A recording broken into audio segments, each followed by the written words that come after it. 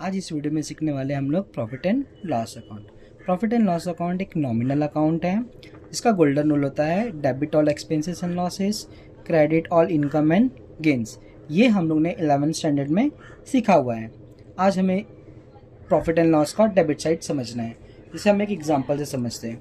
जैसे मोहन और सोहन जो दोस्त थे, उन्होंने डिसाइड किया कि हमें ना एक अपना बिजनेस स्टार्ट करना है। तो जिसके लिए उन्होंने स्टार्ट किया अपना एक पार्टनरशिप फर्म बनाया। ठीक है, उसमें उन्होंने क्या किया, कुछ एम्प्लॉयज़ को हायर किया।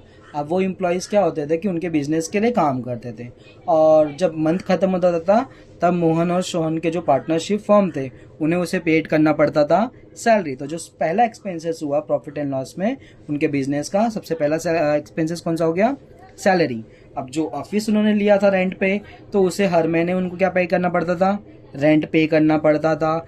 अब इस ऑफिस के लिए उन्होंने ले लिया हुआ था इंश्योरेंस, कि जो भी उनके प्रोडक्ट्स है, अगर कुछ फायर हो गए या कोई और एक्सीडेंट्स हो गए तो उनसे बचने के लिए उन्होंने क्या लिया हुआ था, एक इंश्योरेंस लिया था।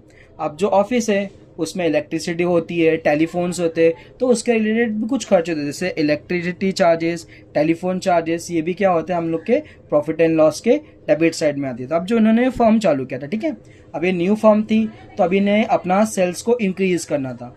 तो सेल्स को इंक्रीज करने के लिए उन्हें क्या करना पड़ा कि अपने जो भी फर्म था उसका प्रमोशन करना पड़ा। तो सेल्स से रिलेटेड कुछ खर्चे होते हैं जो यहाँ पर लिखे हुए हैं। जैसे उन्होंने क्या किया, अपने फर्म का प्रमोशन करने के लिए क्या करवाया, एडवर्टाइजमेंट कराया।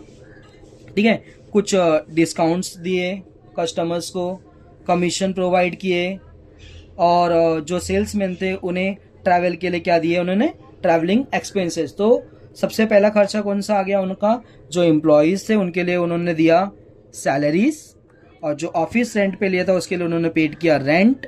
फिर उन्होंने दिया इंश्योरेंस, इलेक्ट्रिसिटी चार्जेस और टेलीफोन चार्जेस। और फिर जैसे सेल्स उनको इंक्रीज करना था, सेल्स रिलेटेड उन्होंने कुछ खर्चे किया, जैसे advertisement, discount, commission, carriage outward और ट्रैवलिंग एक्सपेंसेस। ये सारे चीज़ें प्रॉफिट एंड लॉस के डेबिट साइड में आते हैं। अब हम लोग इसमें समझते हैं कि बैड डेब्ट्स क्या होता है। सपोज मोहन और सोहन का जो भी फर्म था, उन्होंने ना अपने कस्टमर्स को कुछ चीज़ें ना क्रेडिट पे सेल किया हुआ था। ठीक है, जैसे 10,000 का उन्होंने कोई प्रोडक्ट सेल किया हुआ था क्रेडिट पे। अब जो कस्टमर्स थे उन्होंने इसे 9,700 रुपीज़ पेड कर दिया, बट जो 300 पेड रुपीज़ थे वो बोले हम नहीं पेड कर पाएंगे, हम नहीं देंगे आपको। तो ये जो 300 रुपीज़ है वो इस फर्म का क्या हो जाएगा, बैड डेब्ट्स। अब कस्टमर्स को हम लोग क्या बोलते हैं, डेटर्स। जो बड़ी बड़ी बिजनेसेस होती है वो अपने ट्रांजैक्शन क्या करते हैं, क्रेडिट पे करते हैं, क्योंकि बड़े बड़े ट्रांजैक्शन होते हैं तो उन्हें क्रेडिट ट्रांजैक्शन करना पड़ता है। तो उस समय ऐसे कुछ ना कुछ एक्सपेंसेस हो जाते हैं, जो जैसे बैड डेब्ट्स। अब कंपनी ने क्या किया था, जो बिजनेस था इसका, उन्होंने इसके लिए लिया था कुछ लोन, जिसके लिए उन्हें हर महीने क्या पेड करना पड़ता था बैंक को, इंटरेस्ट। अब एक लास्ट चीज इसमें समझना हम लोग को, डेप्रिसिएशन। डेप्रिसिएशन मतलब होता है reduction in the value of fix assets. मतलब इन्होंने कुछ फिक्स असेट्स लिए थे, अभी हर साल के बाद उनकी वैल्यू जो होती है थोड़ी थोड़ी क्या होती है, डिक्रीज होती जाती है। जैसे इन्होंने खरीदा था एक मशीनरी जिसकी कॉस्ट थी 2 लाख रुपीज। ठीक है, अब 1 ईयर के बाद उसकी वैल्यू हो गई 1,80,000 रुपीज। तो यहाँ पर 2 लाख था, जैसे 2024 में इसने मशीनरी लिया था, उसका प्राइस था 2 लाख रुपीज, और जब 2025 में आ गया तब उसका प्राइस हो गया 1,80,000 रुपीज। तो इसमें कितने थाउजेंड का रिडक्शन हुआ, 20,000। तो जो ये 20,000 है ये बिजनेस के लिए हो जाएगा डेप्रिसिएशन। तो अब वापस समझते हैं हम लोग कि प्रॉफिट एंड लॉस में क्या क्या आया। पहले तो उन्होंने पे करना पड़ा एम्प्लॉयज़ को सैलरी, ऑफिस के लिए देना पड़ा उन्हें रेंट, इंश्योरेंस, इलेक्ट्रिसिटी चार्जेस, और हाँ ये पे करना पड़ा। और सेल्स के रिलेटेड कुछ खर्चे थे, जैसे advertisement, discount, commissions, carriage outward, travelling expenses. फिर हम लोग ने देखा बैड डेब्ट्स, जिसे उन्होंने कस्टमर्स को कुछ क्रेडिट पे सेल किया हुआ था। फिर बैंक से जो लोन लिया था उसके लिए उन्हें पे करना पड़ा इंटरेस्ट, और लास्ट में हम लोगों ने देखा डेप्रिसिएशन। ये सारे प्रॉफिट एंड लॉस के डेबिट साइड में आता है। अभी मैं आपको इस वीडियो में दिखा देता हूँ कि कैसा होता है इसका फॉर्मेट।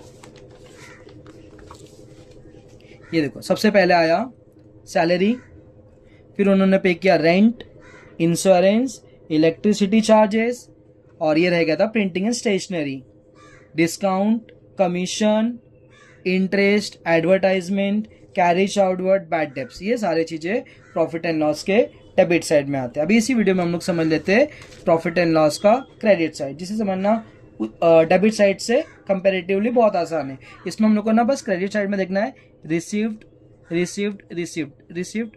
ज़्यादातर जो भी इनकम्स होते हैं उसके लास्ट में लिखा होता है रिसीव्ड। जैसे यहाँ पर लिखा है commission received, rent received, interest received, dividend received, discount received, sundry received. तो जिसके भी पीछे लास्ट में रिसीव्ड लिखा हुआ है वो प्रॉफिट एंड लॉस के क्रेडिट साइड में आ जाएगा। और भी एक तरीके से समझ सकते हैं, जब हम लोग को ट्रायल बैलेंस दिया रहेगा जो क्रेडिट साइड में दिया हुआ है उसमें भी हम लोग चेक कर सकते हैं। कभी कभी यहाँ पर रिसीव्ड नहीं लिखा होगा, बट जो रेंट होगा वो ट्रायल बैलेंस के क्रेडिट साइड में लिखा हुआ है तो वो आपका प्रॉफिट एंड लॉस के क्रेडिट साइड में आएगा। अगर आपका रेंट डेबिट साइड में लिखा है तो वो प्रॉफिट एंड लॉस के डेबिट साइड में आएगा।